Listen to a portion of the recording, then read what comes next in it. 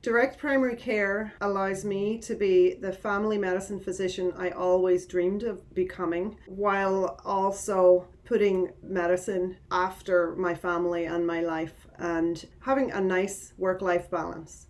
My name is Dr. Clotha Ryan of Cara Direct Care, and this is my DPC story. Welcome to the podcast, Dr. Ryan. Thank you, Dr. Concepcion. It's such a pleasure to talk with you. And you and I have seen each other in person once, but we've talked many times apart from this podcast. And one of the things that you have said publicly is that DPC is the most fulfilling way I've been able to practice medicine in my 20-year career while being a wife, mom, and musician. DPC allows me to have a life while still being the best physician that I can be. And so, just tagging along with your intro statement, I wanted to start with your journey into medicine. So can you please tell us about how it was growing up in Ireland in terms of your care, your family's health care, and what pushed you into becoming a doctor? So I grew up on a farm in the north of Ireland, and I am number 6 of 7 children. My dad left school at 14. He was taken out of school when his father died and had to run the farm. So my mom did go to college. She was a kindergarten teacher for 40 years. And the big thing for us as kids, we were pretty smart, book smart, was that my parents wanted us to go to college. There was no expectation of becoming anything in particular, but my dad did always have this idealized version of medicine because his father's brother, Dr. Daniel Boylan, was a family doctor in the early 1900s to 1920s or so, very close to this bridge that I have in the picture behind me here on the north coast of Ireland. And my dad would tell stories about Dr. Dan doing house calls and getting paid in, chickens or eggs or whatever. And he also would go out on the boat to Rathlin Island, which is about 5 miles off the coast where you're in my picture behind me here, to deliver babies in the middle of the night and stuff like that. So that was the idealized version of medicine that I saw. And to be honest, I didn't really want to do medicine because I didn't want to work that hard. I tried to find something in science that would fulfill me, but medicine just, seemed like it would keep me interested for longer and longer. And I'm really glad that I did, because there's always a fresh challenge and there's always something new to look up and to be interested in. So I was the only one who went into medicine, and I ended up as a kid, I was part of the NHS system, the healthcare system there in Northern Ireland, because that's part of the United Kingdom and still is. So we had socialized healthcare. We could see our doctor pretty quickly. It was very, very short visits. Oftentimes you would see the nurse. Oftentimes the doctor wouldn't even see you. They'd just call in antibiotics to the pharmacy in those days. So I do remember a few, we were pretty healthy kids, so we didn't have that many trips to the hospital or anything like that. But I do remember, having to go in the hospital when I fell and hit my head. I had a concussion overnight. And there was access to care for the most part. What I find is that the access to care does get a little harder as you become an adult with larger problems. And those long-term, less urgent problems can sometimes take a long time to get on the list to get treated. So I hear those stories from my parents and my siblings all the time. I went to medical school in Trinity College in Dublin, which is actually a different healthcare system. It's the Irish healthcare system, which is pretty still mostly socialized, but there is a larger private insurance wing to it. So it creates a two-tier system. Those who have enough money will have a health insurance. And then when they do get sick and they have to be in the hospital, they'll get more likely to get a private room in a private floor versus, the public floor that might have 6 beds in one room. And so that's where I did my training. I went from high school right into medical school in a 6-year program in Dublin. And so we saw the gamut. I mean, a lot of it was pretty similar to what you'd see here, but a lot of volume and a lot of people waiting for things. ERs were always chock-a-block full. And when I did work for a few years after med school in Ireland before I moved here. And the big thing I always remember is that I had about 3-minute visits. I would see 40 patients in a day. But I would have one line charting. I mean, it was short and sweet. We had little sheets of paper and we'd write down 3 lines, the pertinent stuff, and that was it. But if you got somebody who came in the door and they had a particularly bad story, I would be way behind with my patients. So that was incredibly stressful as well. And the other thing was that if we had somebody who we thought we needed to send to the ER, you really wanted to make sure that it wasn't something treatable as an outpatient, because they would be going and they might spend 12 to 18 hours waiting to be seen. So chest pain, for example, if it was an anxiety, almost like an anxiety chest pain, you'd be like, okay, is it really, I mean, what are the risk factors here? Do we really need to send them? So I didn't like that either. And at that time I was also playing in a band, and so I was doing mostly moonlighting to pay the rent. But after a few years I was like, this kind of stinks too. So when I met my husband, I'd met him years ago prior to that playing Irish music, but when we decided to move here, I was kind of, looking forward to a fresh start to see if something, how I would, to try a different healthcare system where it wasn't so overloaded and access to care felt like it was a little bit easier to achieve. So that's what led me here in the early 2000s after I got married. It's amazing. And, you come from such a wealth of knowledge, your experience in a different healthcare system as a kid, but also, in private practice prior to moving here. So I want to ask, especially for those people who might be coming over to the US to start residency, even though they're already a fully practicing physician in another country, what was that transition like to the Chicago area when you started in your residency program here? That was one of the toughest times of my life, even though I was a newlywed. And I think that it actually took me about 2.5 years to fully transition into medicine here. Some of it was those darn USMLE steps that I was going back to like early med school, biochem, etc., and that was really tough. So it took me a long time. I took a Kaplan course. I ended up having my first baby in that time, and then trying to get the externships, getting the experience, the letters of recommendation, etc. And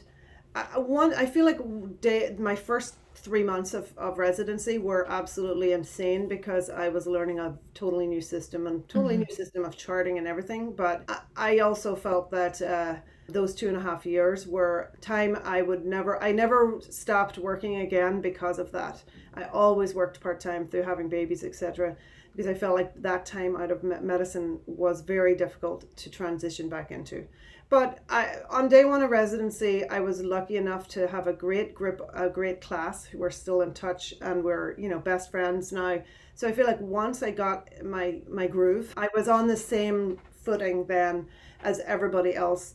And to that point, I think that I also had a little bit of head start because I'd had so much experience, and so a lot of the patient interaction, etc., wasn't hard for me. A lot of the differential, etc., it was more the system learning that was difficult. I'll never forget, I tell my med students this all the time, my first day of residency, my nurse handed me a blue sheet with like all the CPT codes and the level 1, level 5.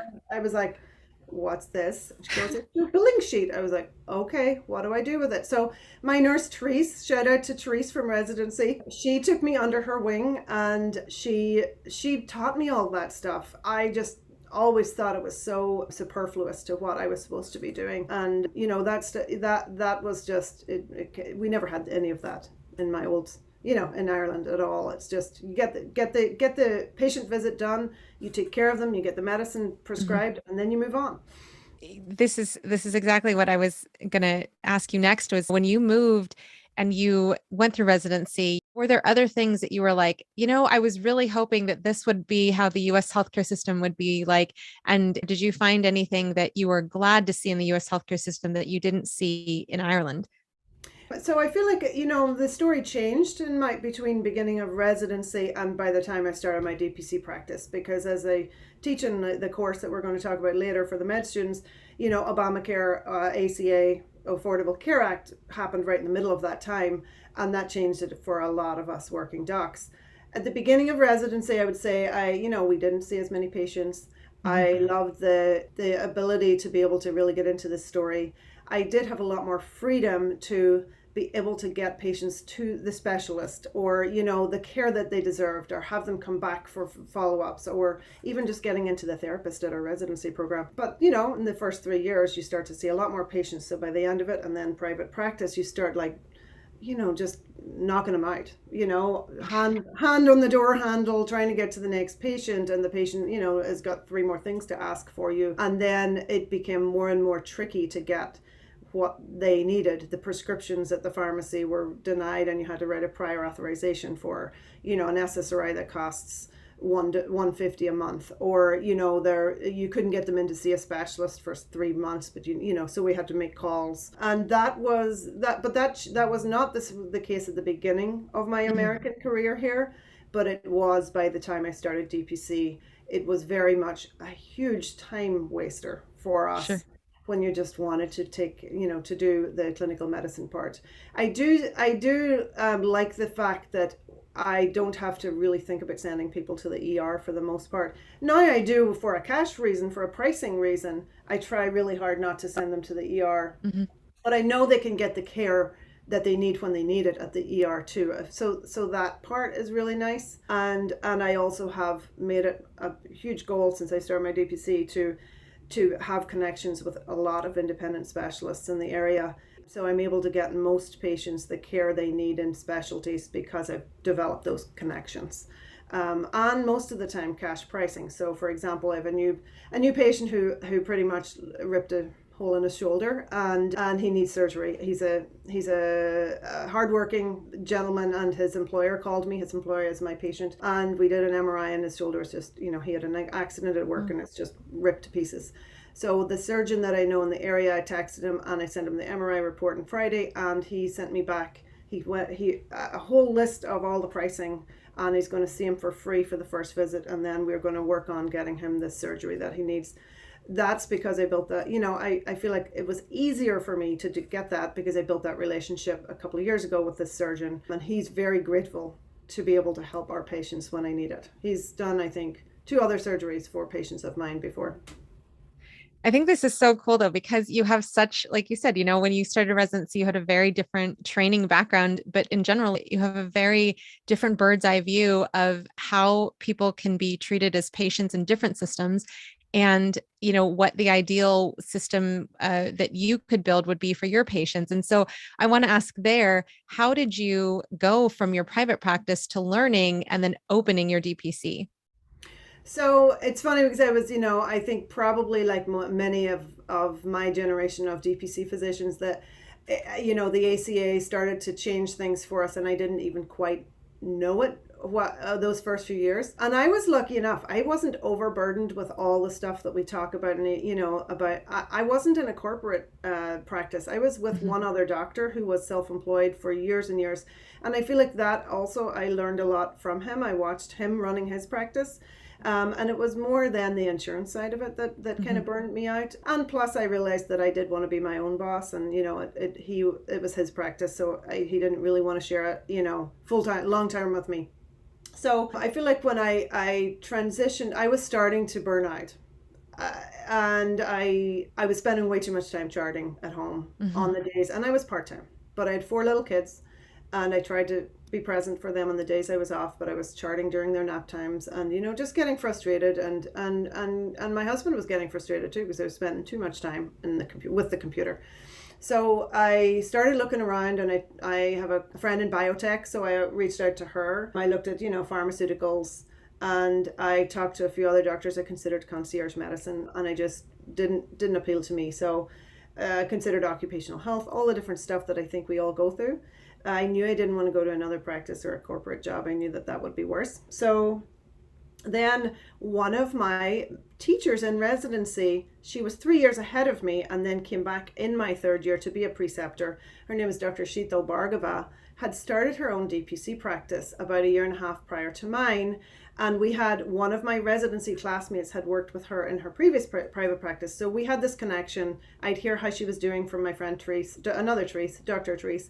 And so eventually I called Sheetal and I said, can I meet you for breakfast? Because things were starting to unravel in my other job. My MA had just left, and it just, things unravel at that point.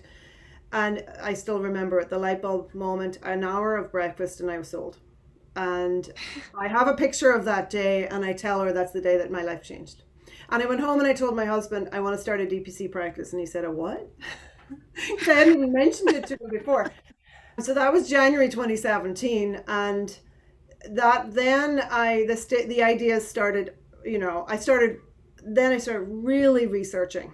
So I think a lot when I talk to other docs who want to start a DPC practice, and everybody does it differently, but I immersed myself in DPC, everything DPC. When I was cleaning out a closet, I was listening to a lecture by Julie Gunther at one of the nuts and bolts, or if I was in the car, I was listening to another podcast. There weren't that many podcasts actually at that point. It was more YouTube videos of lectures, and I listened and I read and I got all the books that I could. And I mean, there's a wealth more, especially your podcast especially, but even more books written since 4 years ago.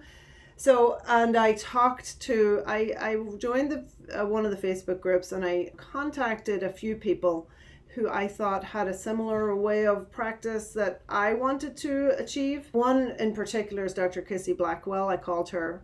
She transitioned her practice 3 months before mine. She grew way faster than I did, so I always felt like, okay, I mean, if she can do it, I can do it. One was Dr. Rebecca Bernard in Florida. She was wonderful. Every single one of these people that I called or texted offered me their time on a phone call, at least one phone call, if not more. Dr. Sheetal, oh my gosh, how many times did I call her? She was so kind and sweet. And so that was one of those things I have continued to pay it forward, and I think people who I have mentored continue to pay it forward too, and I think that's one of the lovely things about our community. So I immersed myself. I told my current office manager, who was my front desk lady in the old practice. I told her in February. She left in March. I gave in my notice in May. I left in June, end of June. I did my first town hall meeting in June. I was very lucky I didn't have a non-compete. Mm-hmm. And so I sent out a letter to the patients as soon as I gave in. The first person I called when I handed in my notice was another doc I heard was retiring around the corner. So I called her and I said, can I come see your stuff? I'd like to buy some of it. Yeah. Sent the letter, did 2 town hall meetings, one in June and one in August. 50 people arrived for the first one. They all signed up. And some of them brought their friends and family, and they signed up too. 9 came for the August one, so not very many, but they all signed up too. And most of them actually are still patients.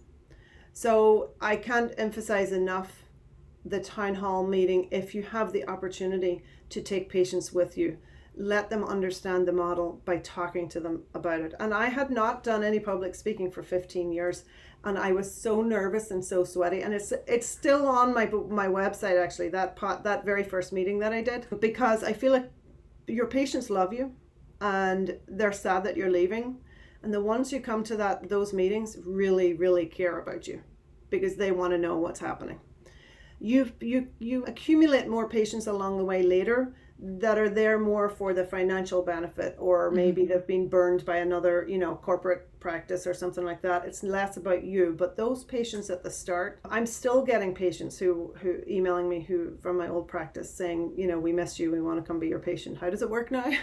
But it is also interesting because I think I had a little bit higher the average for people transitioning over from your private practice to a DPC practice. I want to say the 10% maybe. I think I ended up with about 20%, but not all have stayed.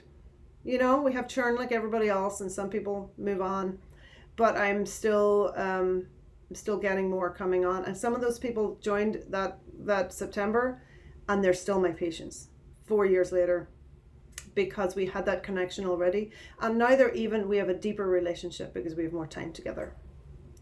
So that, I think that's the big thing I always tell people considering it. Learn about it. Read about it. I mean, I went and I watched town hall meetings that people had done for their practices. I contacted a few people who'd done that. Every step of the way I tried to find somebody that had done something that I thought would be helpful and that the general DPC community had recommended, and that all that hard work paid off, because then when it came to marketing or selling myself, I really knew all the answers to all the questions very well, and I didn't come across as I was had no idea what I was talking about. And I think my first conference I went to was in November 2017, 3 months after I had opened, and I already had 150 patients. I opened with 98 patients. I had, I think, 75 at about 10 p.m. the night before I opened, and I went to bed. I had this whole, waive the enrollment fee if you sign up before September 1, sent everybody, had an email list from my old practice, sent everybody the email. I woke up and I think another 25 people had signed up, something to that effect, because they didn't want to miss out on the discount. So I opened with 98 and it grew fast. I had another event in that December with open enrollment. No enrollment fee at my practice, and I got another bunch. So by 3 months in, I had 200. My office manager started with me at about 5 hours a week, but it grew very fast. And so it was drinking from the fire hose for about a year and a half. And but I always, I kept in touch with Dr. Blackwell, and her fire hose was much bigger than mine. So I always felt like I was, because she went to 700 in 6 months or something. And so we capped out at about 320, and that would have been just pre-pandemic, like fall 2019.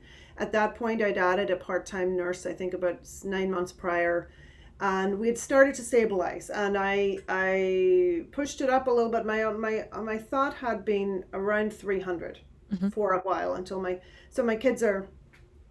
I started my DPC a week after my son started full day school. So I was in your position for years, with a kid at home. You never really get anything done on those days you're off, because you want to play with them. You've got that guilt that you're going to get work done, but you want to sit on the floor and play with them. So he started full day school, and a week later I started, definitely full time. I feel like it was full time in school hours for about 2 years, maybe 1.5 to 2. But now it's not. It just was so much fun too, that I really did want to work on it. I wanted to build it. I wanted to streamline it. So by 2019, I feel like we had, gone to that level, and my my office manager and my nurse are part-time and like being part-time. So at that point, we started to bulge a little bit. Either I was going to have to work more hours than I wanted to, or they were going to have to take on more, and they didn't really want to at that point. And the thought of adding a third employee was not, enjoy, like it's good to have the two, but I didn't want to have a third person to manage. So I decided to back off a little bit, and then I did get the opportunity to build a course for the med school. I think we're going to talk about that. So that helped me. I have actually trended downwards a little bit since the beginning of the pandemic. So we're now at around 270, and with the teaching as well, because I do spend some hours every week on that it is very doable, and it's not a full-time job anymore, even with both jobs. And I think it's less at this point, it's definitely less hours than what I was doing before. Evenings and weekends are free. Wednesdays and Fridays, for the most part, apart from my teaching, are free, and we're still busy, but it's not nowhere. It has worked out very nicely, but it was a hard slog for the first 2 to 3 years. When you talk about this idea of building and streamlining your practice, I want to first talk about team building, because you shared how it was Paula, correct? That was your front office person and is now your office manager. When she had left in March, when you had, handed in your notice in May, how did you guys even collaborate together to have her there on opening day at Cara Direct Care? I was lucky that Paula was there from the first day in my old practice. She had been working there. I think she worked there 5 years before I came, and she didn't have that many hours, and I was starting new doctor, and so my boss offered her if she wanted to work with me on the day he was off. So then we, after several years, and of course with all the busyness of the regular private practice, it did get very stressful at times, but we worked well together, and Paula and I are lucky enough to be able to be upset with each other and leave it at work and move on. Neither of us hold on to that, and she's been very much in personality, very much like my husband. So there's a good connection there too. So Paula was and still is the number one advocate for direct primary care, for Cara Direct Care, and for the success of this practice. And I mean, Paula will go to the dollar store for something, and she'll buy some organizational things for the office. I think we might need this. She tells people about it. She has read all the books. Like, she's really very much has been an advocate and really believes in the model. And that's hard to find.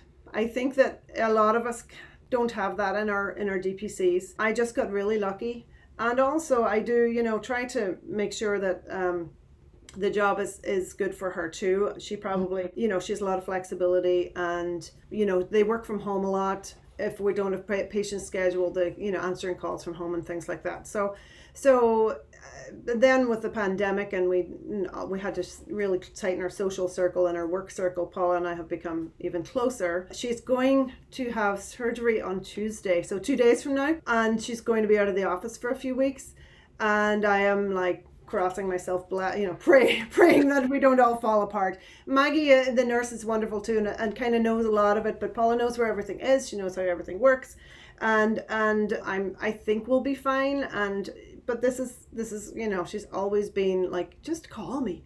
All I'm going to be doing is sitting around with my leg up, that sort of thing. So that is a hard person to find. But if you have one of those and you can take them with you, or persuade them to come work for you, treat them well, share in your success with them. So Cardiac cares as much Paula's as it is mine, and she's the biggest advocate. So, and Maggie came in actually as a patient, and we got to know each other and her family, etc. And then I was looking for someone. I wanted an RN so she could dispense, draw labs, do all the stuff, but also triage. She came in, I think, about a year after she became a patient, and it works well for her life as well. And it's really nice, because last summer when I went to Ireland for 3 weeks, Maggie came in a couple of times and saw patients for me and FaceTimed me, and did strep tests, or we kind of triaged the patient for me over the phone, and we were able to manage not to lean on our covering docs, because the stuff that came in through the door was manageable with her in the office and me on FaceTime. So that has been wonderful too, because then I have a little bit more ability to go away.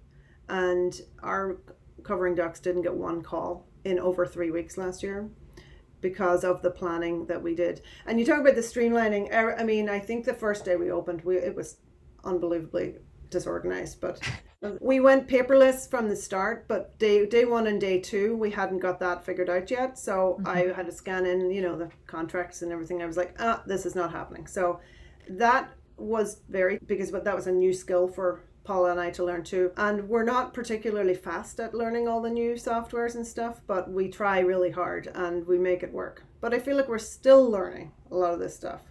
And but between us, we've tried to figure out what works, and we've got a pretty good system going now. That's awesome. And highlighting what you mentioned before, in that, patients really follow you, and they understand generally who you are, and they understand a lot of the times why you're choosing to do a model like direct primary care. I feel that patients are very understanding and forgiving sometimes when we're building our workflows out or changing our workflows and things like that. So I'm glad that's, that your experience opening was drinking from the fire hose, but you've made it work. So I want to ask there, in terms of when it comes to the business side of your clinic and the workflows of your clinic, what have you found that was a really good, business policy to have, or a workflow to have, that you've implemented or changed over time? So yeah, one of the things about the electronic forms, and I think we're still in the midst of this, because to us it's kind of an overwhelming task because we're both, a generation ahead of you. But I said we started with paper, and then quickly we got it on, online in Dropbox, and we used a PDF editor app on an iPad to open up a contract, because I usually have the patient, we go through it on that first visit. We have a list of, criteria about DPC that they need to understand, and that they initial before, as we sign it. I feel like when people sign up online with their enrollment form and whatever, they just click the link, they don't always read the contract. So it's just that expectations. But on the PDF editor app, it was $10 or something. So it was great. Very, very cheap, but clunky. Because Paula would have to go through, when you see a new patient, she would be putting in all the initials, and then just kind of like we'd have to scroll through and get them to sign twice, and that it's just clunky. But it worked for a long time. So now we're working on getting that really like an electronic form kind of. We have I don't know that we use brands here, but we've got one where we send a link to the patient and they do it themselves, and they can do it from their phone or they can do it from the website. I'm sorry, from the link on their email. But the issue with that is that it takes a long time for each one, just to get each one right on that too. So it's almost like we're rebuilding all the forms.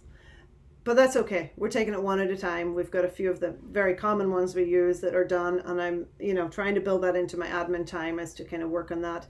Paula and I too, we're both, we work on it together sometimes. We've had some mentorship from, shout out to Madison at Dr. Tammy Waters' office, who did a Zoom with us one day. They have got it all figured out. And, that's the kind of thing. I reached out to Dr. Tammy and said, I know you use this particular software, she said, oh, Madison will teach you. So that has been really helpful, just, camaraderie between office managers, and Paula really enjoyed that too. So that was a big thing. We are still on somewhat of a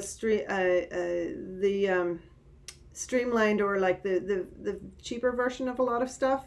It's not that we have to be frugal anymore, but Google Voice, we have a Google Voice office line, and I know a lot of people move to something that is a subscription, but this one has worked for us for the most part. We have a Doximity fax that's free. That's a little clunky. We're still trying to figure out which one we're going to switch to, but we haven't done it yet, because that does take more staff time. And then we were using some paper forms for mental health and things like that, screening questionnaires. We're trying to get those onto our online as well, because we use them so much. Haven't got there yet. So the patient will. Paula has a bunch of like paper forms as well, and she knows when I come out of the room and I'm like, can I have this form? She has a whole concertina folder that works for her.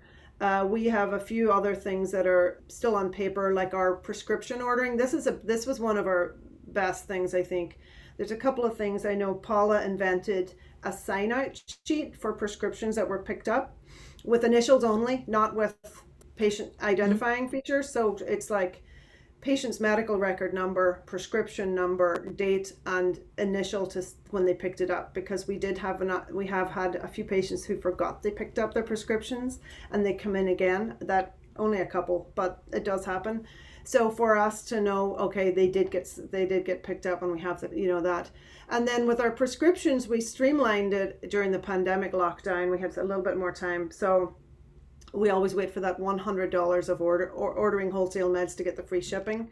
But that meant our prescription ordering was all over the place. So we increased our percentage a little bit on the prescriptions to cover. Then we order on Thursdays no matter what. Even if we don't have, generally these days we do have $100, but we do order from two different wholesalers. So sometimes we've got some in one cart and some in the other. So we order Thursday afternoons. People know that they won't get them till they come in on Mondays, mostly inventoried on Monday and dispensed on Tuesday morning when Maggie comes in, because she's not here on Monday. So by 10 a.m. on Monday, most time people can get their prescriptions, or they're shipped to the patient at that point. That has helped a ton, having a routine, and then the patients start to get used to it too. And every so often, somebody says, oh my goodness, I only have 2 pills left or whatever. We say, okay, we can get it overnight, and you can pick it up tomorrow, use just an extra $10 charge, and they're fine with that. Here and there, most people are used to it now. We have a whole system, and people like that structure too. I think that helps a ton with any, even a starting practice, because all that back and forth and never knowing when the meds are coming in, and if you're a part-timer, your office is closed, so they get bumped to the accountants across the hall, and then people, is my med ready yet for pickup, and you're in the middle of a full clinic and you haven't got somebody to help you with the meds, dispensing them. So having a routine on that, I think, because that's a special thing that we do as DPC docs, it can get overwhelming. And I think that has helped us all a ton. I'll tell you that this week when Paula's not here, and Maggie and myself are running the meds, but in general, the girls like it too. Do you dispense meds? So I do. Because currently I'm still telemedicine and home visit. On the way to a patient's house, or I'll be in the area, I'll just drop them off at a patient's house. So that's generally what I've been doing. But it's so wonderful, because my patients have had, my insurance won't cover my lisinopril, and I can't make it to the pharmacy on the day that I need it, and I'm going to run out before then. And so that's been a use case where I've been able to bring medicine to them and they have an extra supply so they can have coverage in case that happens again, or it's Thanksgiving and there's no pharmacy open locally. So fancy that. I have some Macrobid and Keflex in my supply. It's Right. really, it's priceless when it comes to being able to give our patients access to care. So I love that you guys have the system. And I think that's such a gem in terms of having a routine, because we thrive on routines and our patients thrive on routines. Yeah, absolutely. And I think my favorite story about the what you're discussing, so I had this patient who was homebound, Alzheimer's, full-time caregiver, daughter lived in the area, and she would get UTIs. She actually passed away last year, but she would get UTIs. And I think I was finishing up work one day on a Thursday afternoon, 5:40, and I saw when the daughter called, I would always answer because I knew, she would get sick quickly. So I answered the phone. Everybody else had gone home, and she was having increased confusion. They just wanted to make sure she didn't have a UTI.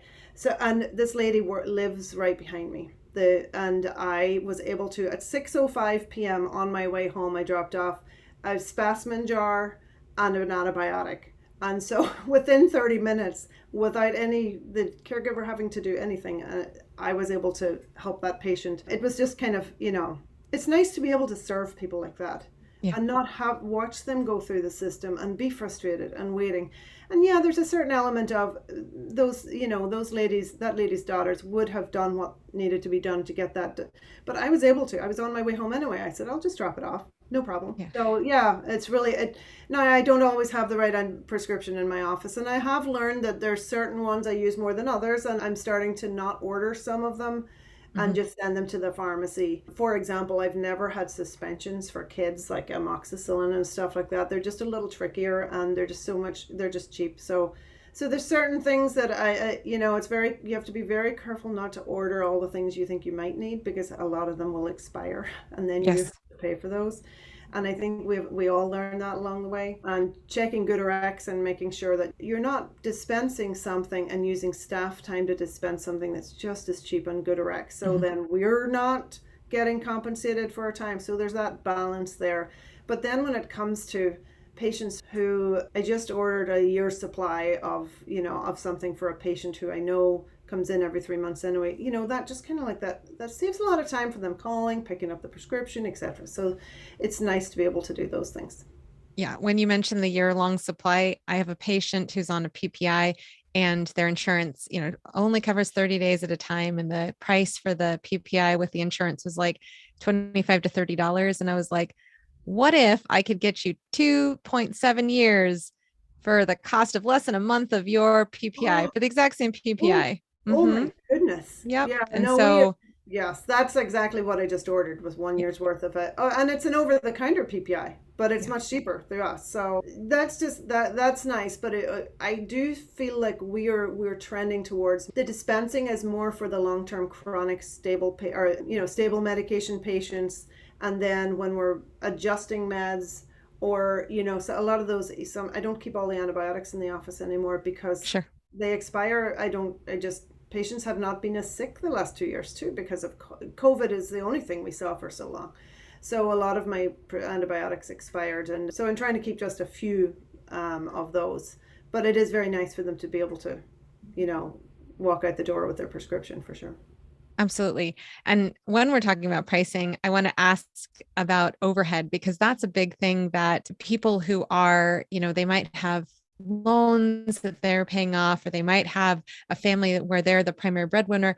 How did you develop your business model to make sure that your overhead was working for you and allowing you to have the practice you wanted to have?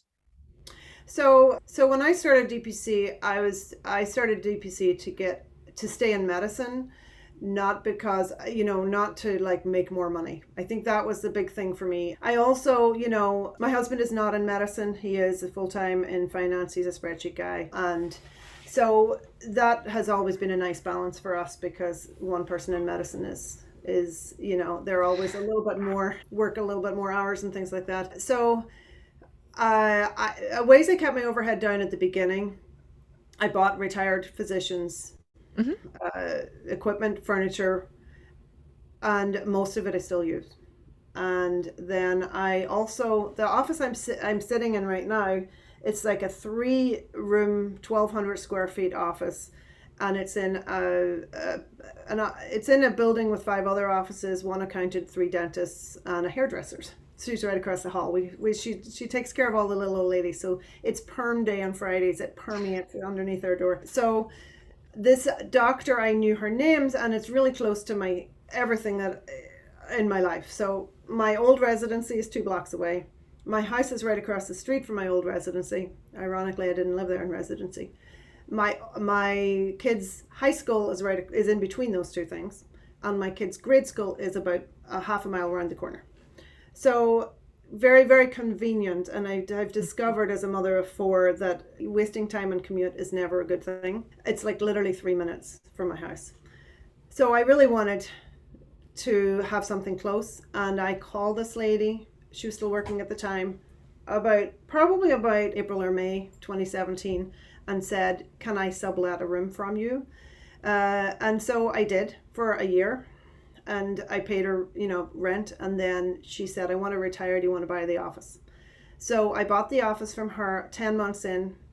And so my overhead went from probably 20% to maybe 15, 20%, because I was on that low rent and everything was very, very frugal. But then I had to kit out the office. I had a mortgage, I had taxes and all that sort of stuff. And I did a renovation, construction loan, renovated the office. So now I own this office, but my overhead is higher.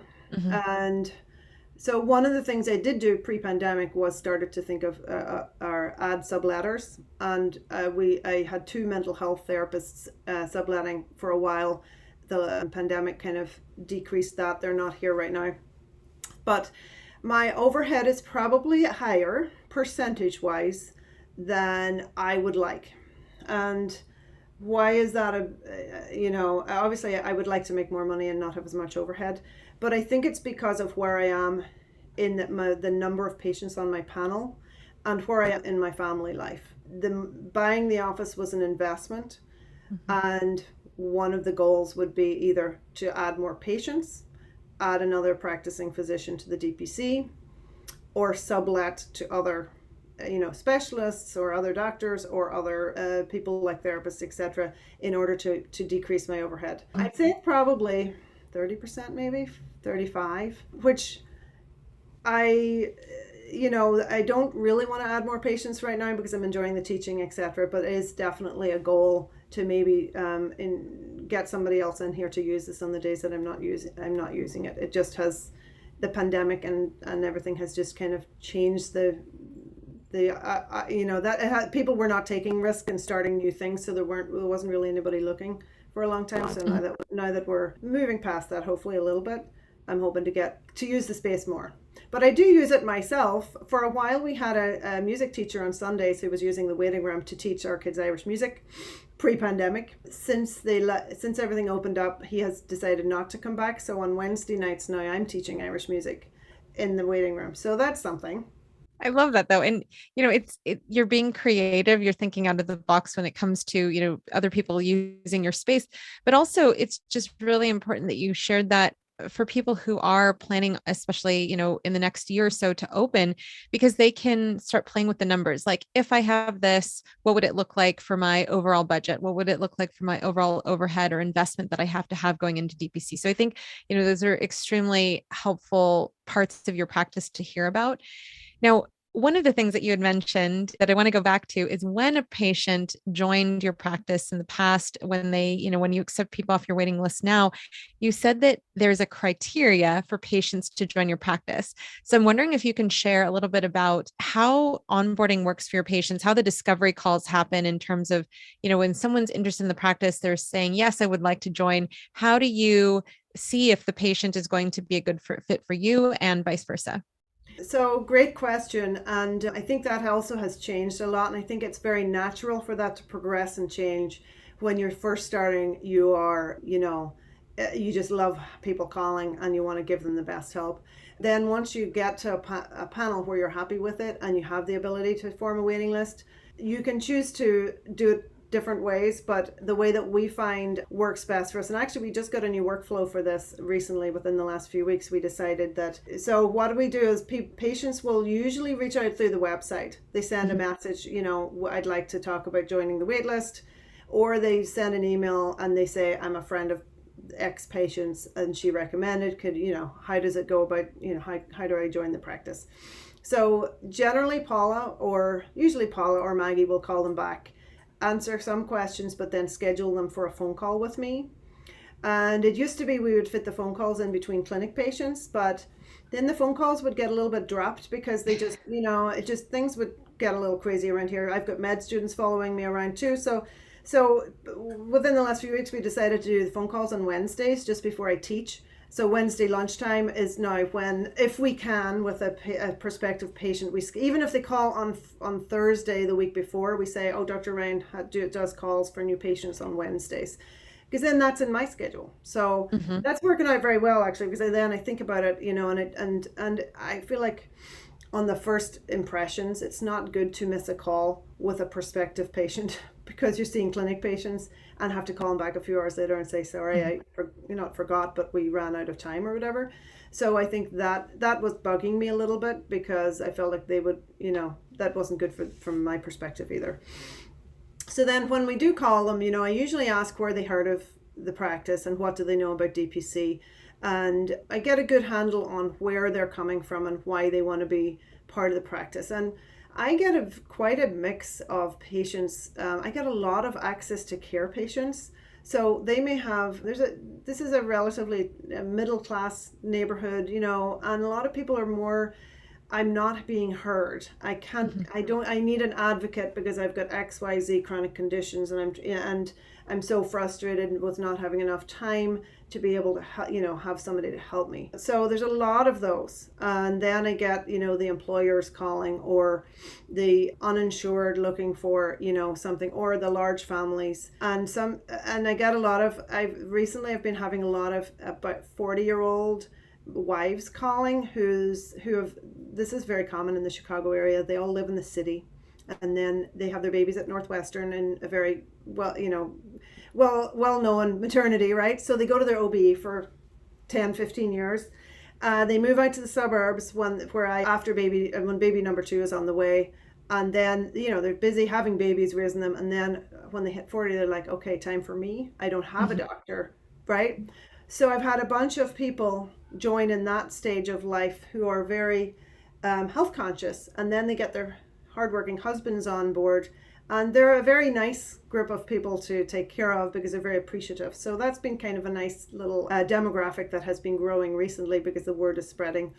And it's usually patients who tell other people, and then they become patients who tell other people. So those phone calls are very, very important because I have developed the ability to understand what they need and whether they need it fast or whether they really understand what we're doing at all and what they're looking for. And for the most part, then we put them on the wait list and we try to assess, when they need to join. And I do think that the best DPC patients often are those who are willing to sit on the wait list. Because if they're willing to sit in the wait list and 2 months later, 3 months later, you're able to squeeze them in, they're more likely looking for the long-term relationship. So that's been nice. Most new DPCs can't really afford to play that card, and then there's others who you can tell they just really need somebody. And sometimes I will bump somebody up the wait list. Sure.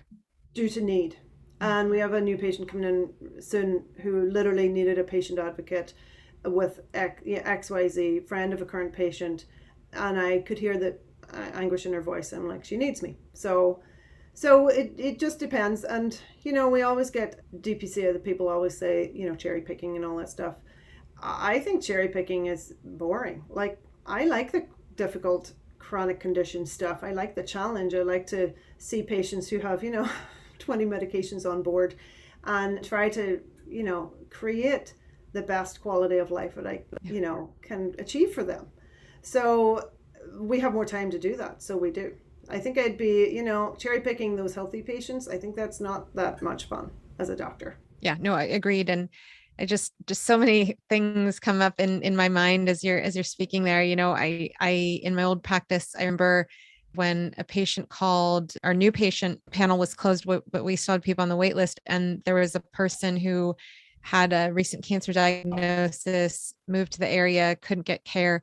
And, if a patient is in that type of situation and then joins your practice or another DPC, it's not only the access to care that they get, but then it's like, oh, here's a doctor who also has the time to then go through all of the history to figure out what's the best way that, the doctor can advocate for that person as a patient.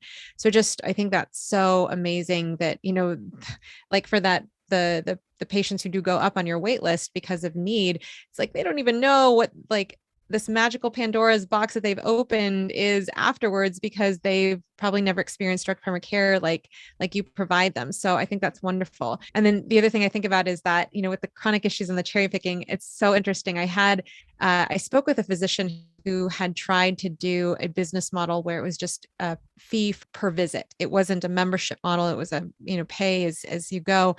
And they were in such disbelief that direct primary care could work for anybody who has more than 2 chronic medical issues. And, just being a DPC doctor, speaking with a DPC doctor, it's like, that just it's completely, it blows my mind. And I'm sure it blows your mind, that the idea that when people have a relationship-based doctor, a relationship-based physician-patient relationship, it's very different. And it is absolutely made for, in a lot of cases, those people who have multiple chronic issues. Because for my patients right now, I'm seeing a lot of them are tied to lifestyle.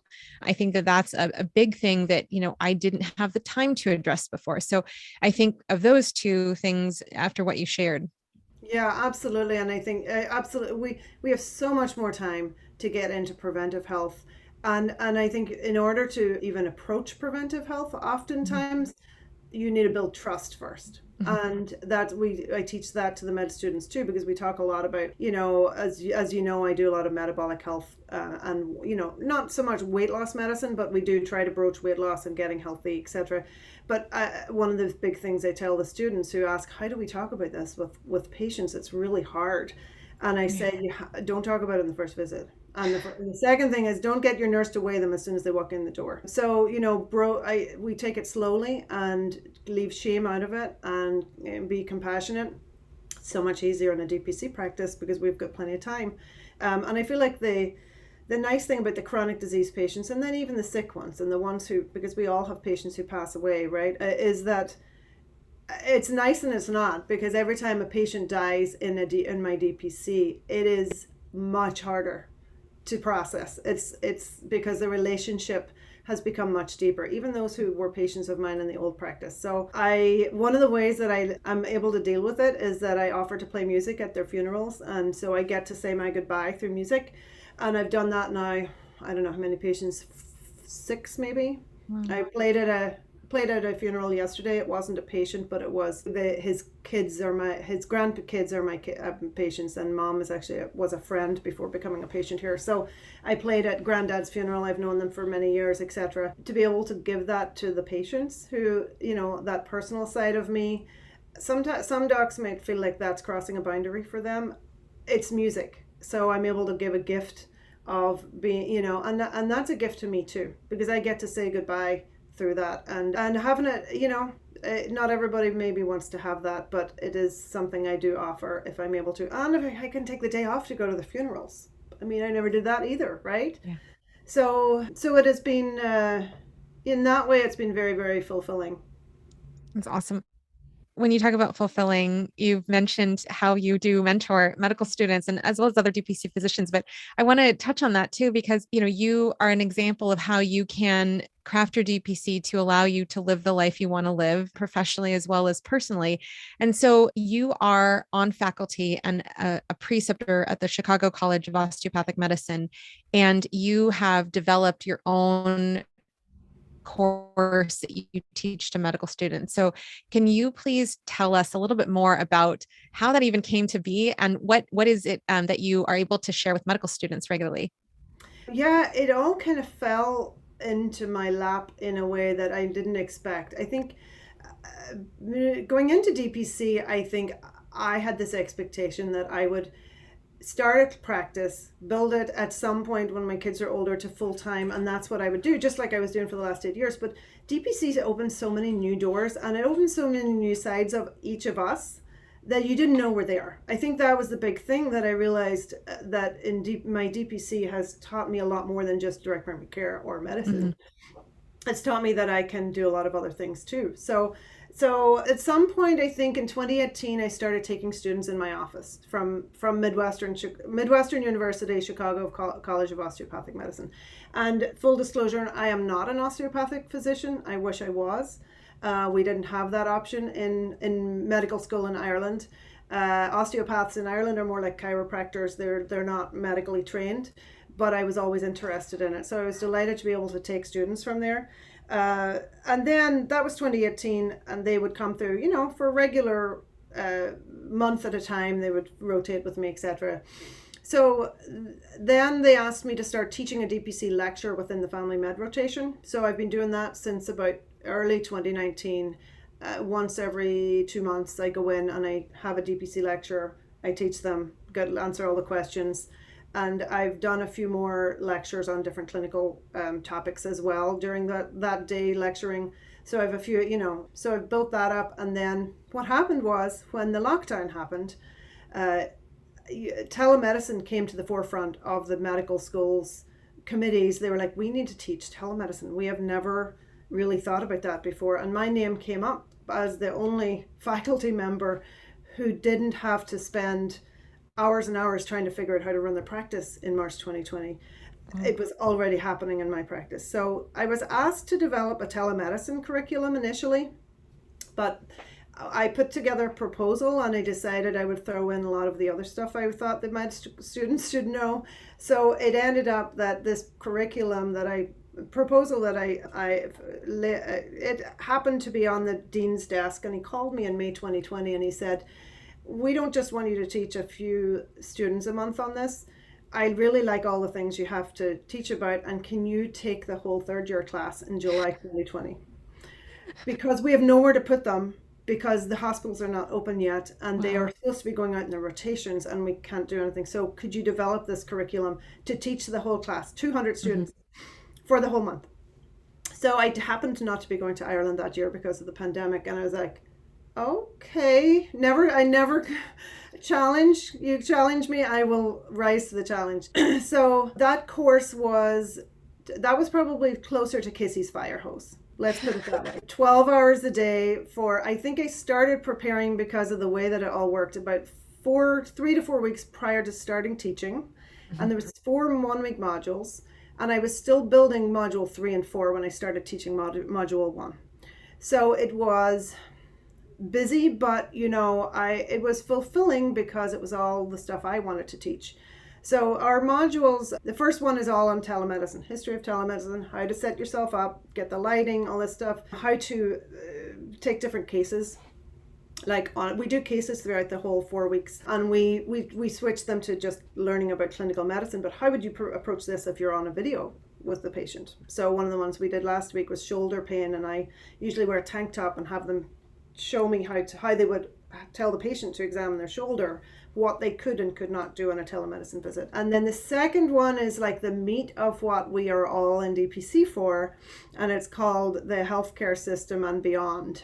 Okay, American healthcare system and beyond. So we teach about the history of the healthcare system, Obamacare, and all insurance billing coding, mid-level differences since Obamacare, and DPC.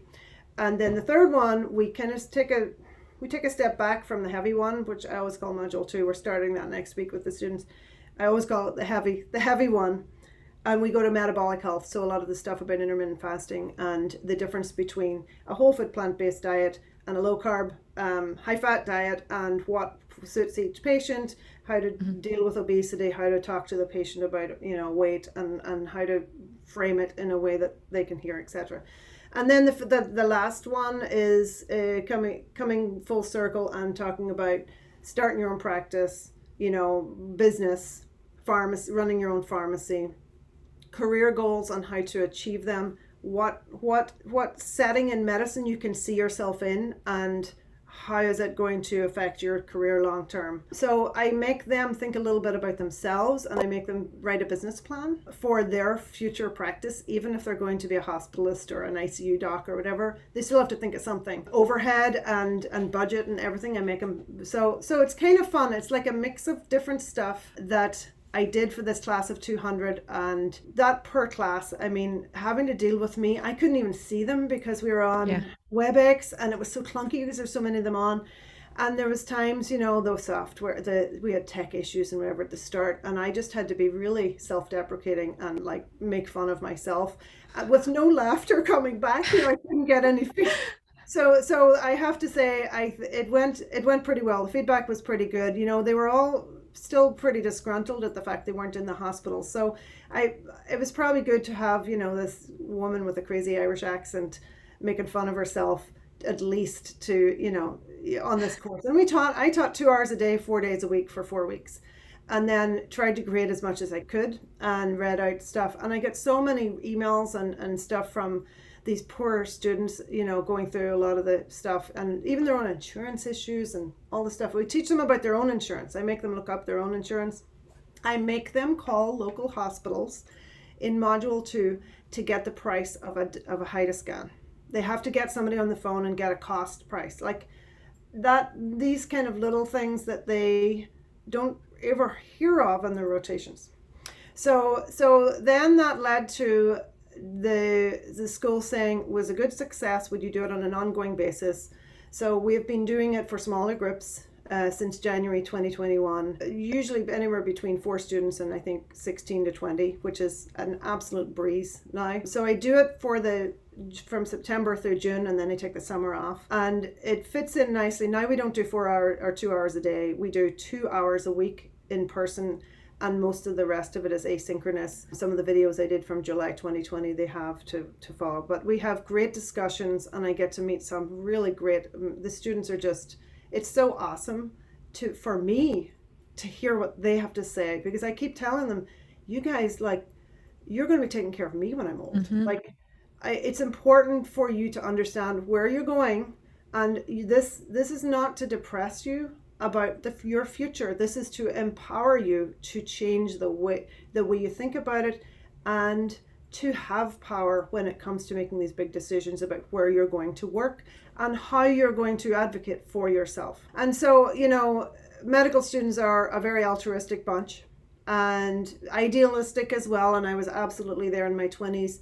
And then you start to go through the experiences that you go through from residency and beyond, and you start to get a little hardened and a little frustrated and maybe a little over, you know, not enough sleep and not enough time off and struggles at home, or, you know, just you sacrifice so much. And I'm trying to give them, and sometimes making a choice that puts you first as the medical student or the resident, making sure that you're not taking that contract for the bonus, and looking at the work atmosphere in that job first, empowering yourself to look ahead, because I think that it's very natural. Medical education is so darn long, and we sacrifice so much that once you're there and you're starting to make money, you just want to get out and work. You want to feel like you're making a difference, but you really have to choose that so much more carefully now than even when we came out of residency. And I came out in 2008. The contracts are so much tighter, mm-hmm. and they will expect more of you, and you have less autonomy in many jobs. So we do a lot of the teaching in this course. I throw a lot back at the students and make them really think about the future, instead of thinking from rotation to rotation. So they usually leave the course and you know, feel a little bit, you know, like that they have more knowledge, and I say, this is just a start. You don't have to remember all this stuff, but maybe when you start to live it in the future years, you're going to come back to this, or you're going to come back to me and say, what was that thing you told me? Or what are you know, or you're going to get a lawyer to read your contract that knows what they're talking about before you sign the contract, or you're going to not stick in the job that you don't love for years and years. And that's one thing I wish I'd had mentors who had, you know, I stayed in the job, my previous job, for too long. I should have left it about 3 to 4 years prior to when I did, but I didn't have anybody really to help me understand what was out there. So I'm hoping that, the teaching that they get, and this will lead them even just to start looking at other things and to start, understanding what's happening and to follow what's happening. So it has gone pretty well. I think that I've made a difference, and I have students then. The best part is when students come to my office to rotate after having gone through my virtual course, especially that one class of 200, because it was a really tough month for them. And then to see so many of them coming through my office, they're actually now just graduating this month. The guy who is in my office right now was in my class in July 2020. And so it's very gratifying. And some of them actually came twice to rotate. So I had two that came twice. And I have a few who are planning their DPCs after residency now, especially out of that class. They're a little further along, and so it's awesome. What a gift, not just for the students, absolutely, but just for the listeners as well. I think that's so important to have those seeds planted at such an early time in your medical students' careers, because you're so right. All of us, we all should have, and we all deserve, that mentorship to help us honor who we are as people as well as who we are as professionals. So cannot give you kudos enough. Well, and thank you. And it is nice too, because we have the time to talk to the med students, and the med students who come through my office, they have more time with me. I teach more than probably people who are seeing 25, 30 patients a day. And we flesh out really kind of tricky cases together. We look them up together and we will go through them together. So that part has been really nice. But I think one of the things that, just going back to the fact that I started at DPC thinking I was going to do clinical practice all the time. And then I discovered that I always knew I liked teaching, because I've taught Irish music since I was 16 years old. And my mother is a kindergarten teacher, and my sister is a physics teacher. And so when I started teaching this course, I was like, look at this, the teacher is coming out in me, and I really do enjoy it a lot. So one of my goals would be to bring what I teach to a wider audience, and I haven't figured out how to do that yet. Not just the students at the med school where I teach, that I just enjoy it. I've learned a lot, and I've educated myself a lot, and got good feedback. So, but I never would have said that 5 years ago, that I would be teaching a virtual class and wanting to expand it. I mean, that's the freedom, right? So the freedom to express ourselves, and if we like something, we go, we educate ourselves on it or follow that path, as well as doing our DPC. And I think a lot of us are those kind of people, like yourself, running your podcast, and it's been that's part of the journey. Absolutely. So awesome to hear. Now, I want to take a little bit of a digression, because you had also mentioned right before, we went into this deep dive into how you are mentoring medical students, but I want to ask about your husband, because you said he's not in medicine. And when you said, to him that day, like, hey, I'm going to open up a DPC, when people are thinking, oh, I totally want to do this, but they're the physician, and then their spouse, their partner, their family member is not in medicine. I would love to hear, for these people, especially, any words of wisdom that you might have from conversations you had with your husband, or things that you guys have had to think about since you opened.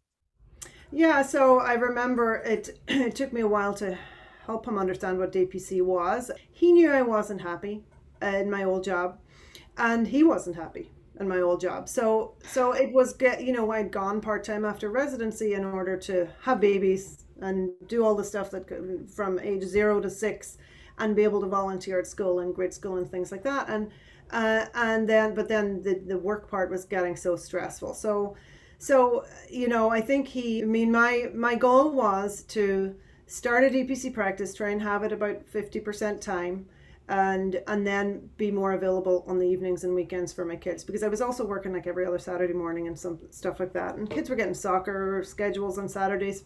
So the evenings and weekends are much freer. At the beginning, I remember about a year in, I was working my tail off, and he was like, I thought you were going to be working less. You're working more. I'm like, yeah, I know, but it's like fun work. I'm happy, aren't I?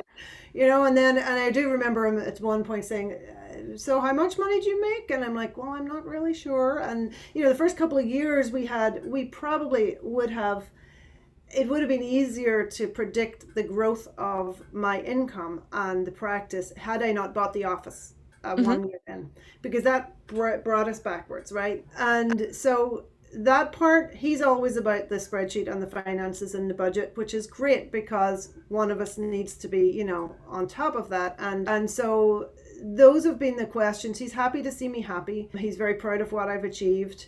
He's pretty envious, I think, of the job satisfaction part, the helping people. He's met a bunch of my patients along the way who just, tell him great things, etc. So, and actually my oldest daughter started working in the office, I think, was it 3 summers ago, as a freshman summer, doing, Paula as her manager, and she'd be doing like scut work, as we would call it. And she went for a 360 on mom being cool, like to see the patients that actually came out of the office and I made them feel better, and they told her how, they were so happy to meet her. And she now is considering medicine, I think, because of that experience in my office. And I would never have thought that that would happen. So my husband is very, very glad that I'm doing what I'm doing, because I think that, I have a much more routine now, and I'm home. I try not to do work at home at nighttime. We're so busy now with all the kids stuff that I don't know I would ever fit it in, really. And so, but for the first couple of years, I probably was bringing work home just because I was growing and trying to grow it, etc. And then we are at the point now where my income is more than I used to make at my old job, but it took a while. So he was very supportive. The first couple of years, we definitely tightened our belts, and, we took a personal loan to supplement the mortgage, down payment, etc., which I am still paying. Cara Direct Care is still paying off to us, but that was, that's the sign of a good spouse, right? They let you follow your dreams and they support you. And so I've tried very hard, and it is a juggle. I do try hard then to keep up my end of the promise, that it would be better for the family. And in general, I do think my kids have more time with me because I started this practice. Sometimes DPC gets in the way because we are on call and things like that, but it's not that often. And so I try to be very intentional about putting the computer away when needs be and spending time with them. Weekends are absolutely glorious. Like, compared to where we used to be, they're just so much better. I mean, I barely think about work on the weekends sometimes.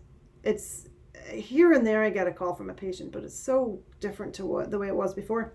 And it couldn't have come at as I said, I started my DPC when my youngest started full day school. So he was going into first grade. He's now in 5th grade, and my oldest is a senior, and my second is a freshman, and my third is a 7th. So so it's busier now than it was when my kids were your age. Evenings especially, trying to get people to get their homework done, and not, and trying to get retail, like keeping on them for stuff, and then supporting their own. There's a lot of questions about life in teenage years and processing through social events and things like that. So it is, and then just the logistics. We're like pretty much, glorified chauffeurs. So just getting people from A to B and being, events managers and stuff. So I'm really, really grateful that we did it this way. I'm sure my husband may have a different take on it sometimes, but usually when I'm not paying attention to the family or the house or whatever it is, it's because I'm doing something because I want to do it. It's enjoyable and it's exciting. It's not because I'm trying to catch up on the charts and the portal messages and the stuff and the training that you have to do for coding and billing and things that are like, ugh. So I do try. I have my progression towards the DPC that I want to have eventually, and just the different things that I want to add in my career has been slower than it would be had I not got 4 children and a husband. But I think that's very normal. I have to put my life first and my work second. And this job does allow me to do that, and I choose the speed at which I embrace the work side. So one thing I did do was I joined I'm now on the board of the DPC Alliance, the advisory board. I think it was voted in January 2021. But to accept that nomination was difficult because I didn't want it to come in the way, come in between, with the family life. I was concerned it might take too much time. But my husband was very supportive. And at that time, in the winter of 2021, we still were like, we couldn't go anywhere, and there was a lot of things. So that to me was a shining light in my month, where I would get to have a board meeting with a bunch of like-minded people and some camaraderie, etc. So it has definitely been a balance. I've enjoyed it, but I have to be careful that I don't take on other things that could just tip me over the edge as regards too many work things and not enough family time. So that's always a balance for me, because I do enjoy it too. But these times that, we spend raising our kids, we'll never regret, and they'll be gone. My oldest is heading off to college soon. So a few more years, I'll be saying, oh, where is everybody? Yeah. So true. And for those of us who are listening or who recall the days of having young children, this quote that I heard off of my Love Every mug that came with my kids' play kit was, the days are long, but the years are short. Somebody said that to me this week with teenagers. I'll just tell you that that stuff, there is a sweet spot, Muriel. Like, babies are really time intensive, and then you've got some of those grade school years are beautiful. That's like beautiful childhood parenting, family stuff, and then the teenage stuff hits and it becomes more intensive again. But at that point, I think it's harder because, as I said to somebody last week, with teenage angst stuff going on, they're closer to where you are, and you're not always sure you're giving them the right advice, because maybe you don't know. Maybe they might know a little better. So they're closer to adulthood. So you're always like, okay, am I helping you form good adult opinions, or am I giving you my, old adult opinions, So, but it is very gratifying. I think teenage parenting is pretty awesome, actually. It's intensive, but it's awesome. My kids are turning out to be pretty good people, so I'm happy with that. It's awesome. And when we talk about kids, I definitely have to include here the fact that you're teaching kids right now. You've been teaching kids since you were 16 music, but you're teaching in your own clinic, and you've been able to continue playing Irish music. And you've clearly highlighted how this job, how you choosing to do DPC has allowed you to have balance in your life. But in terms of the Irish music, I would love just to have you share about, your history with Irish music and what that means to play in an Irish band. Okay, so, well, I just wanted to say, for anybody who's not watching but just listening, so Muriel pulled up a picture of an Irish pub, so that's her background for today. I've probably played music in that pub. I mean, those chairs look pretty familiar. So, music came first and medicine came later. So I was, my parents are not particularly, they weren't into Irish music. But we fell into it. My older siblings got some instruments for Christmas one year, and there was Irish music lessons. So they started, I followed, and we had an Irish band with my family from the time I was 12 until, I think my sister and her husband just disbanded it about 5 or 6 years ago. So I was with them for 10 years of playing gigs. I made more money playing Irish music than I ever did waitressing or anything else. It's good money too. So it's much nicer to play music than have to be, schlepping dishes about and stuff like that. So it was always a job as well as fun, but it was more, it's very social. So we would go to pubs to play. We'd play in concerts, we'd play at weddings, funerals. There are competitions, there are dances, and there would be, just general weekend things where people would get together in pubs. Actually, there's one going on this weekend that we would love to be at. Our friends are organizing, and it's literally they mix different session musicians in different pubs all weekend. So you get a schedule, and you're going to play with this person, and then you're going to play with this person. Super fun. You get to, you just sit down and you play, and it's really a very social thing.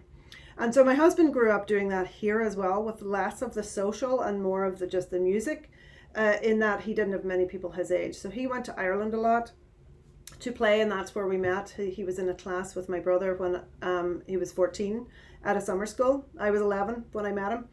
And he kept coming back in his teenage years and early 20s, and then eventually we, reconnected in our mid-20s.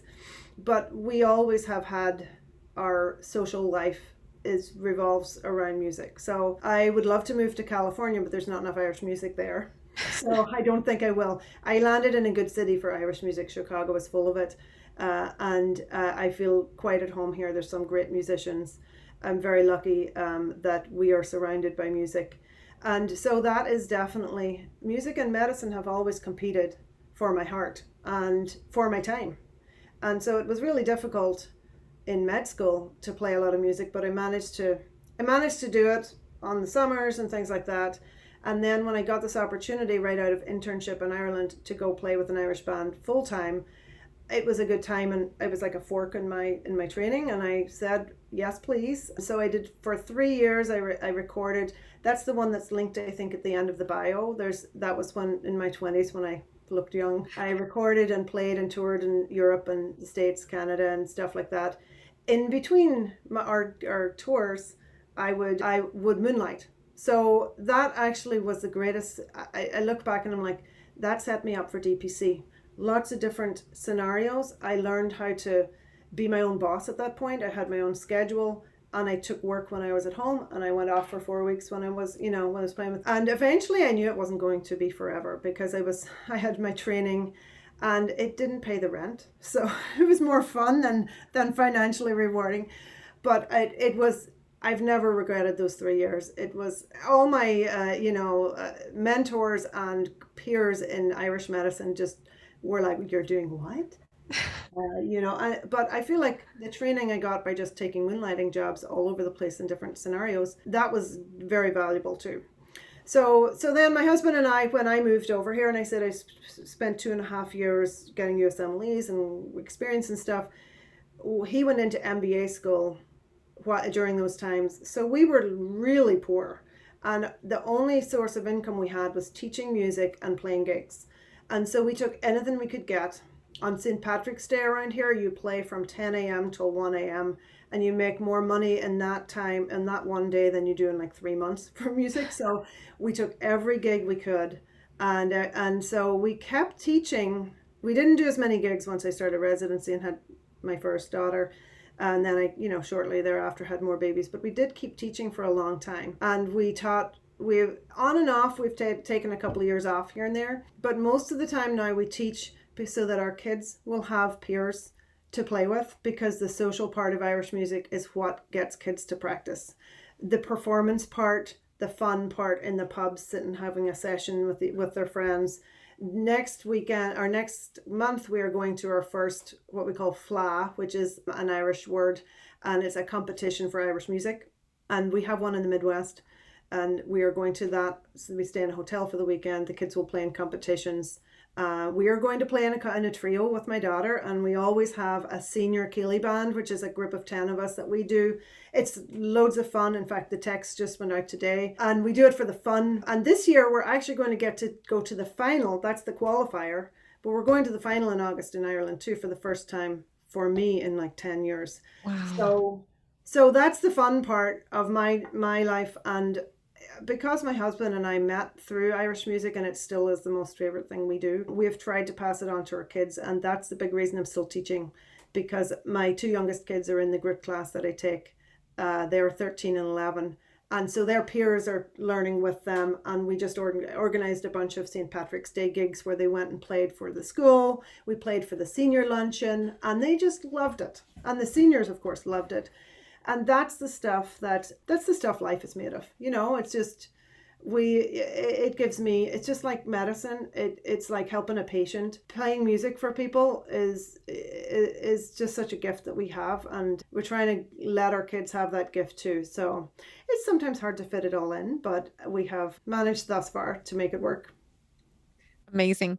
So as we close, Dr. Ryan, can you please share any valuable resources that you've found on your life journey and your DPC journey that others should know about as they're exploring how to make their life balanced while thinking about DPC? Yeah, so I would say there's a few different things to say here. Number one is, as a teacher of medical students and residents, and I know you have a lot of both who listen to your podcast, start early and keep thinking about it, even if you're in a busy rotation. Maybe if you get a lighter rotation, start thinking, start dreaming and educating yourself.